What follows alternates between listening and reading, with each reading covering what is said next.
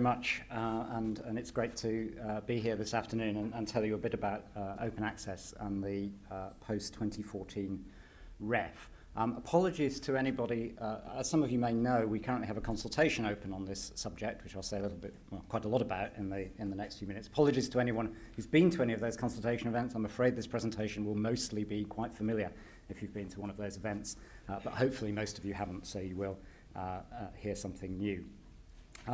As you can see from the line of logos along the bottom of this slide, this is not just a consultation that's being run by HEFCE, it's actually a joint consultation from the four UK higher education funding bodies. The REF is a UK-wide activity, and so it's important that the consultation and our development policy in this area is joint. So I'm here speaking on behalf of all four of those bodies.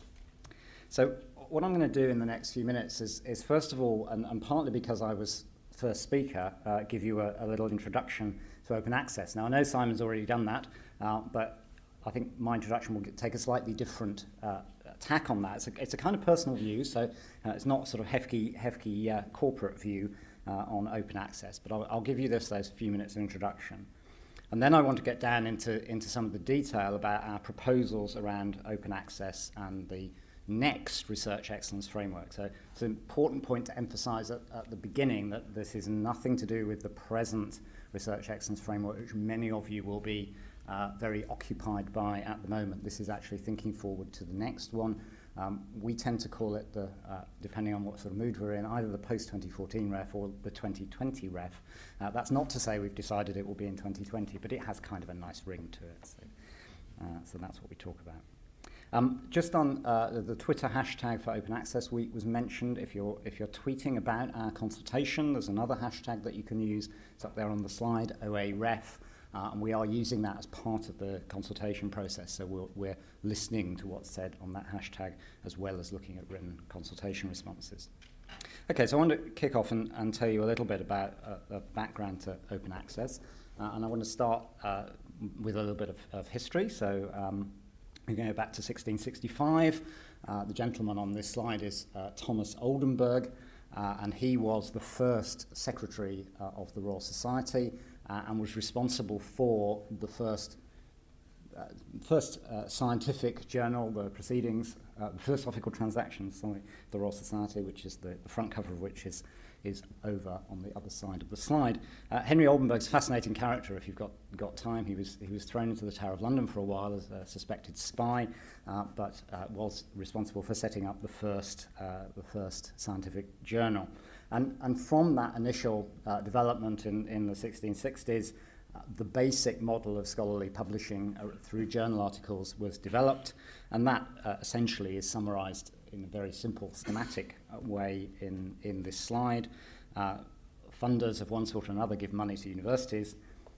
That money flows through the university and largely through the library to publishers, and what publishers do is they take the manuscripts that researchers generate, which is at the bottom of the slide, and they convert them through the processes of peer review and a bit of editorial and typesetting work into journal articles that are then provided back to the university library.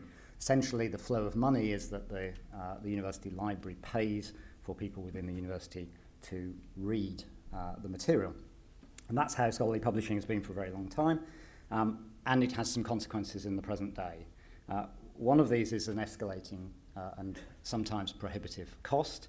So this is just, you can do that, if you have a sort of spare half hour, just go around the web and look at journals, and you can easily find astronomical subscription rates. So this is the Journal of Biological and Medicinal Chemistry. Not sure where I got to that one. That's a subscription rate for a 5-user license for that journal. That's the annual subscription cost. So that's quite a lot of money. It's a lot of money if you're a university, but it's an awful lot of money if you're an individual or a small business who is interested in reading material in this journal. It's equally the case if you look at single article charges. There was one that got tweeted about a few days ago, that a 5-page article, and I can't remember which journal it is, that the access to just that 5-page article was $113. So that's quite a substantial cost, and is a big barrier to access to research literature. But there's another problem, which is the volume of stuff that is being published in the research literature. So work done a few years ago, shows that in STEM subjects alone, there are over 25,000 journals, and in 2009, it was estimated that there were 1.5 million articles published in STEM subjects.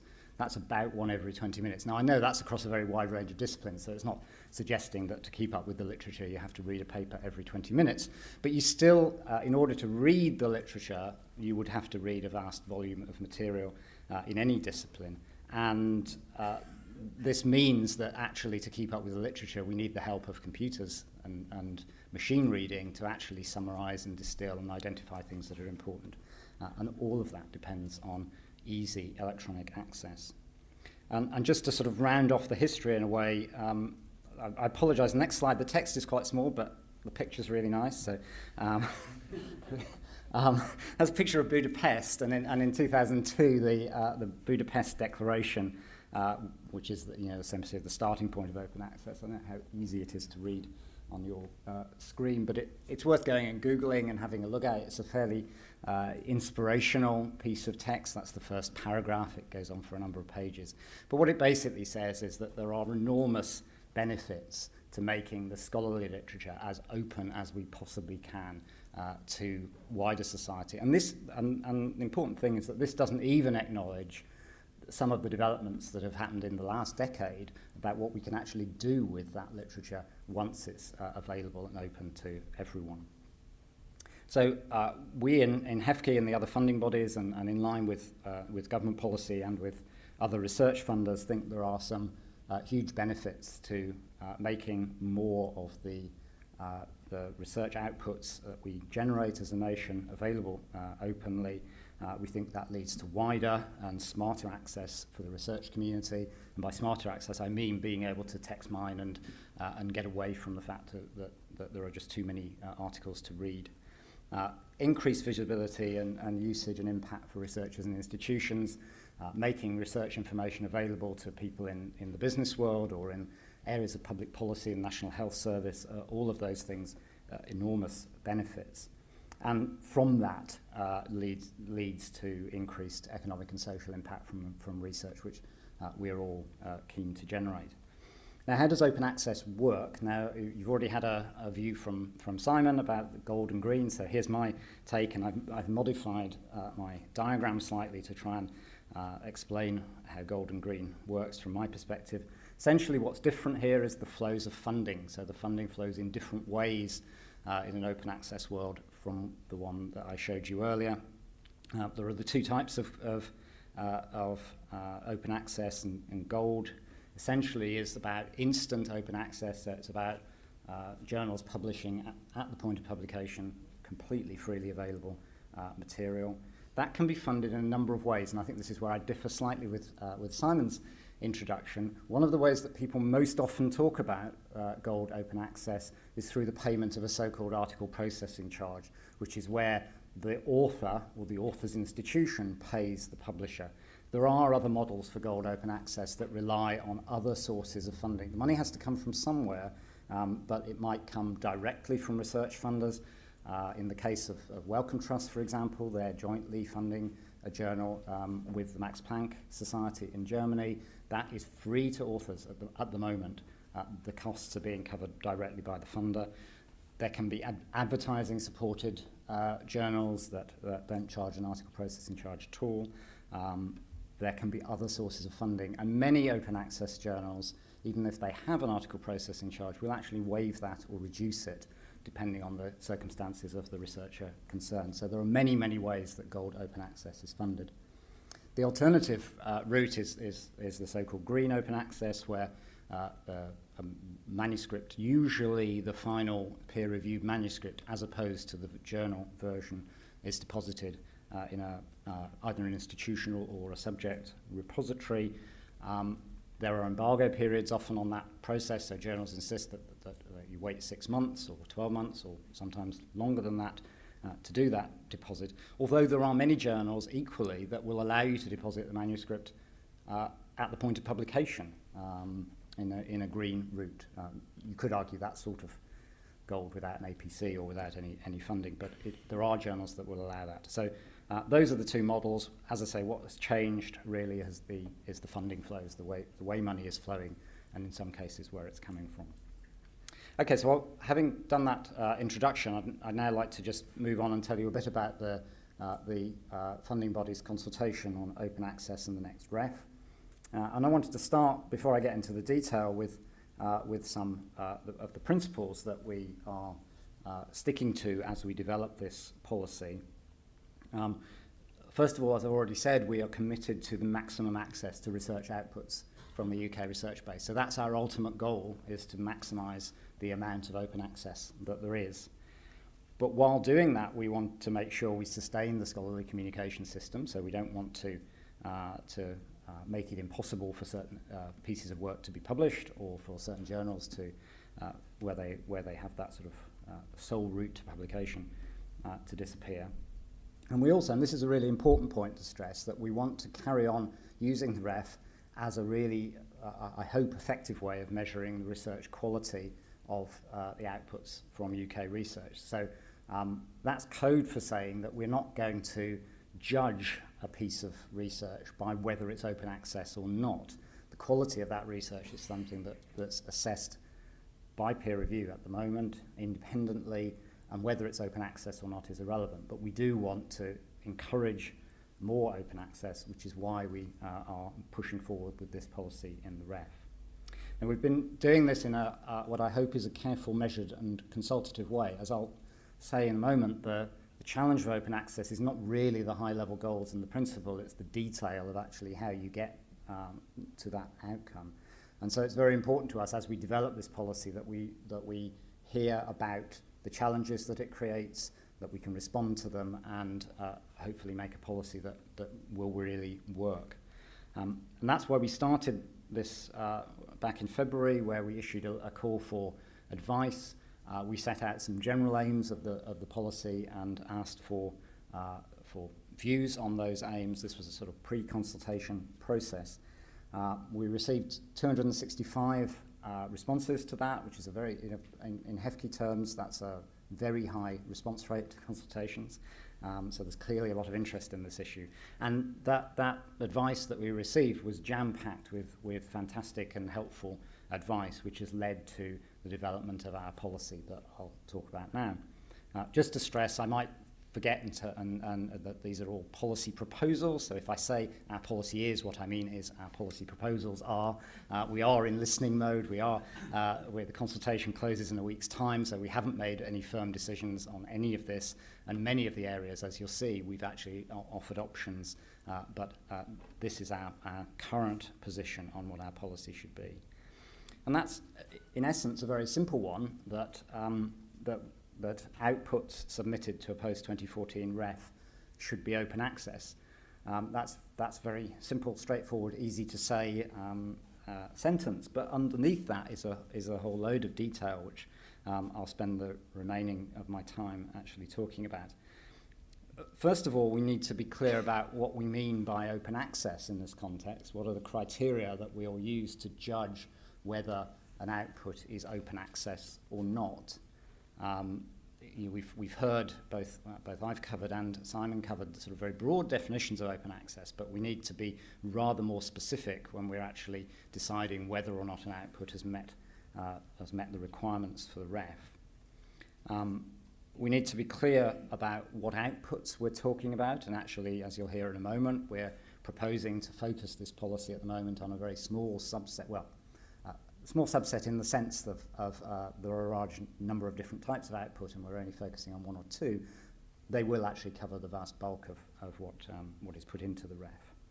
And then there's that word should in my very simple statement. What are we going to do about exceptions? Will we require all of the outputs that meet our definition to be open access? And that's another area that we're consulting on. So we have three areas that we're really interested in views on. The criteria by which we define whether something is open access or not, the definition of outputs and how we define that and the exceptions to the policy. I'm just going to take each of those in turn, tell you a bit about what our current proposals are and what questions we're seeking views on. So first of all, the criteria, what do we mean by open access? How will we tell if an output is open access or not? Well, the first feature that we're proposing is that it should be accessible through a UK HEI repository. And our initial advice letter, we proposed that we would require deposit in a UK HEI repository, but that's now subtly been changed to accessible through, and that's because we received a lot of advice about the complexity of having every bit of full text stored in an institutional repository. When there are subject repositories, there are gold open access publications being made available on publishers' websites. So what we're proposing is to require the metadata to be lodged within an HEI repository and the full text to be available either in or through the data that's held in the repository. So if the publication is available on, say, on a publisher's website, what we'd be looking for is a metadata record within the HEI repository with a link through to the full text, and that's one of the requirements. We're consulting on the question about when that metadata lodging should happen. We're quite persuaded by a number of arguments that it should happen at the point of acceptance of a publication. This is the point when the publishing system and the author are connected, in the sense that the authors know when a publication has been accepted. They often don't know precisely when something's been published. So that has some nice administrative attractiveness to it, some simplicity, but there are some quite complex issues about the flows of information between authors and publishers that might mean that it's actually more sensible to go for point of publication, and we're consulting on that point, and we're really interested in views on that. What do we expect to be available through the UK HEI repository? Well, as a minimum, and I stress this is a minimum, we're proposing to require the final peer-reviewed text, sometimes also referred to the author as the author-accepted manuscript. That's the version of the paper after it's been through peer review, but before it goes through the typesetting process with the publisher. Of course, if the full publisher's version is available, then that's also fine, but the minimum is the final peer-reviewed text. Obviously, we accept that there may be embargo periods if a green open access route is being used, and we would look to, although we probably won't insist, that the repository manages that embargo period automatically. So we would be looking to a system that allowed an author to lodge a manuscript for green open access in the repository that would then automatically become available when the embargo period had expired. I understand that for some repositories that may present technical challenges, but it would be desirable simply to minimize the administrative burden. One thing that has been raised in our consultation events that I should probably clarify is that we're not looking for things to be available in time for the ref census date. We're looking for things to be on the route to being available. So if something is published on the last possible day for the next ref with a 12-month embargo, assuming the 12-month embargo is within our policy, then that would be fine. It doesn't actually have to be publicly available open access on the census date, but it does have to be on a route towards open access on the census date. In terms of embargo periods, obviously there is a precedent within the system where the research councils, as I'm sure you'll hear from Mary later, have specific embargo requirements depending on the discipline or depending on the research council. We're going to adopt a similar approach, but in our case the embargo periods will be determined in our proposal by the ref panel to which, the ref main panel to which an output is being submitted. So broadly speaking, if an output is submitted to main panels A and B, which are the medical and natural sciences, and engineering and maths, then we would expect the shorter embargo periods to apply. If an output is being submitted to main panels C and D, social sciences, arts and humanities, the longer embargo periods to apply.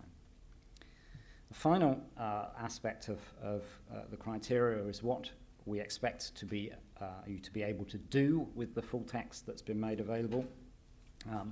We expect search and reuse, including downloading and text mining, and that needs to be available in either a manual or automated way. As I hope I've convinced you of earlier, a lot of the benefits of open access are about automated access and text mining and more sophisticated techniques like that. This will require suitable licensing, but we haven't specified in our policy proposal what those licenses should be. This is a complex area. I am happy to take questions on licensing, but I think one of the key questions for us is whether we continue to do what we're doing, which is to specify the outcomes which we wish to see without specifying particular licenses that we require, or whether it would be more helpful to be specific about licenses.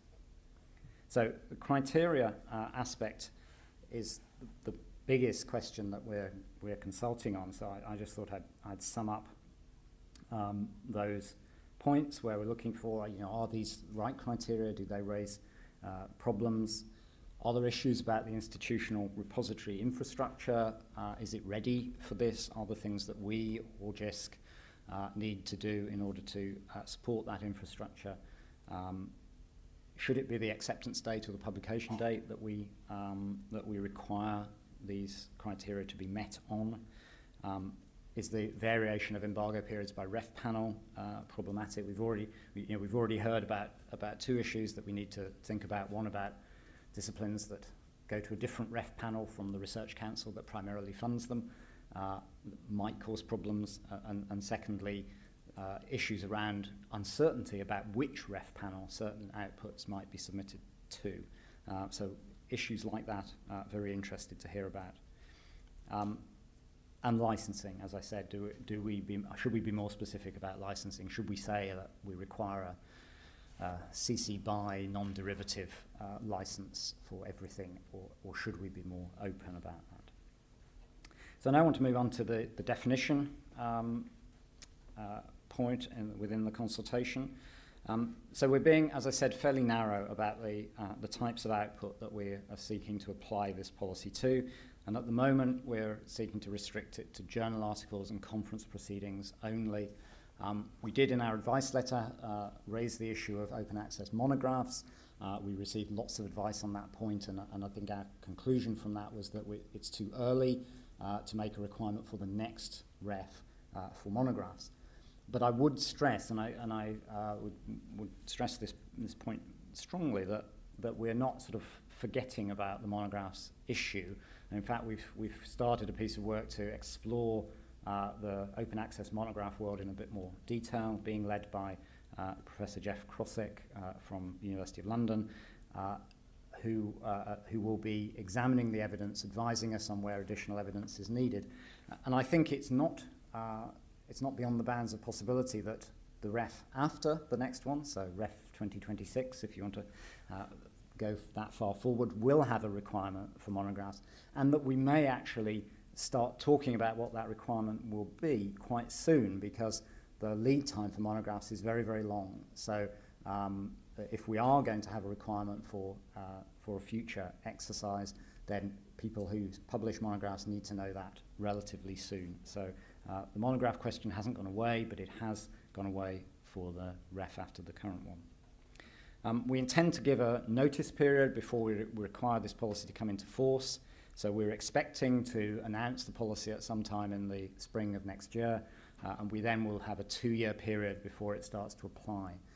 The reason for that is that we want to allow time for publications that have been submitted before our policy announcement is made to come through and be published. We don't think it's fair that you should have to guess what our policy is when you're making publication decisions now.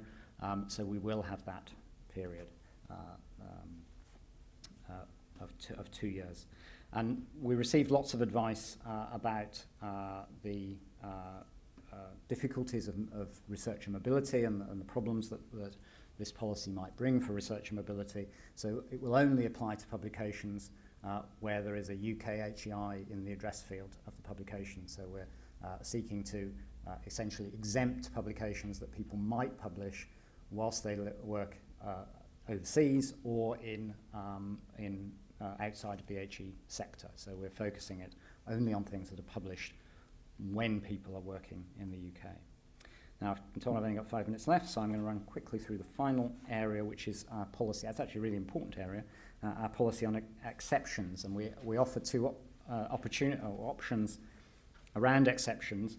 One is that we should require 100% compliance. That is, all the things that meet our definition of an output should also meet the criteria for open access, but there would be the opportunity to explain why, on an output-by-output basis, they didn't meet those criteria. So this would allow you to say, for example, a publication has taken 2.5 years from the point at which I submitted, and so your 2-year period wasn't long enough. That would be, in my mind, a reasonable reason for an exception. So that's one route, to say everything has to be open access, but you can make an individual case. The second option is to follow the RCUK policy, which is to have a target for a percentage compliance level. That is to say, on a submission basis, we will be expecting a certain proportion of the outputs that meet the definition and to meet the criteria for open access. And we offer two alternative ways of thinking about that. You could think about it at a sort of total submission level, so 70% of the outputs in a submission. 70% is a figure we picked based on the RCUK percentage targets. Or you could break that down by main panel level. That's probably a more sensible thing to do because, for example, hitting a 75% target for main panel A is comparatively straightforward. Hitting a 70% target for main panel D, where the arts and humanities, would be much tougher, much harder to achieve. So those are some alternative panel-by-panel percentages that are offered. I have to say that on this question about which of these models we should choose, there is fertile and active debate within HEFCE itself about which is the best option. My personal view is that I can see lots of challenges in managing the percentage compliance route. If you're trying to construct a REF submission, that would require you to monitor continuously through the period where publications, whether they were meeting the policy requirement, and then potentially make very difficult last-minute adjustments to hit the percentage targets. On the other hand, the 100% compliance potentially generates a significant burden in terms of writing cases for individual exceptions. So we're really interested in views, and the views that we've heard so far have been mixed on this subject, so it's going to be difficult, it's a challenge for us to weigh up those two choices. So I hope I've given you my brief introduction to open access and taking you through our consultation proposals. Really happy to take questions and comments, either formally or informally or on Twitter. And of course, you've got still 7 days to get your consultation response in to the formal consultation. Thank you very much.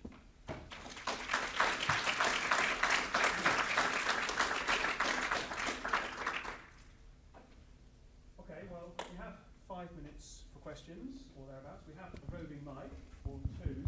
If anybody has a question, Stephen, then wave your furry mitt in our direction.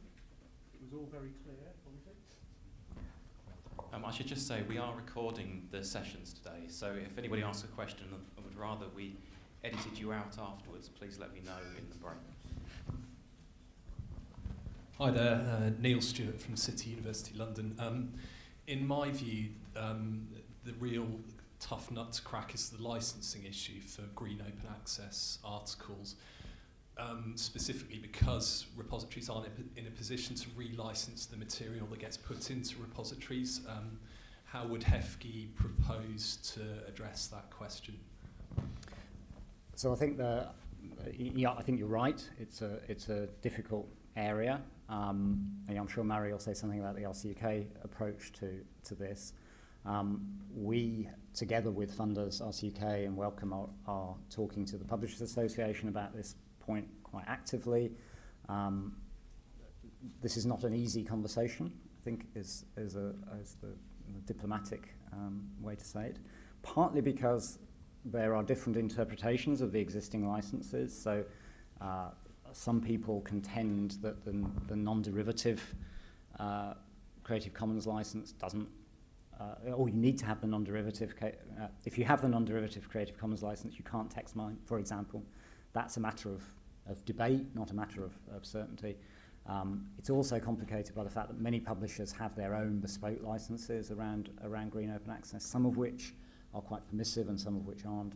But fundamentally, there's a bit of a philosophical difference in that what the funders are saying is that what they really want is to have a very short list of things that you aren't allowed to do with a manuscript, and everything else is permitted, whereas the publishers come from the opposite direction, and they want us to specify all the things that we want people to be able to do with the manuscript.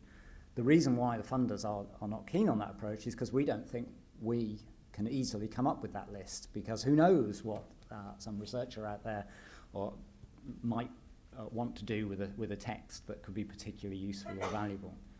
So I think it is a thorny issue. That we're talking to the Publishers Association about it. There is a prospect that we might have some agreement across the Publishers Association around licenses for green, but it's a very active area, and that's partly why we haven't specified a license. I haven't really answered your question, but I suppose I've given you the landscape that we're trying to work through. Thank you, Ian.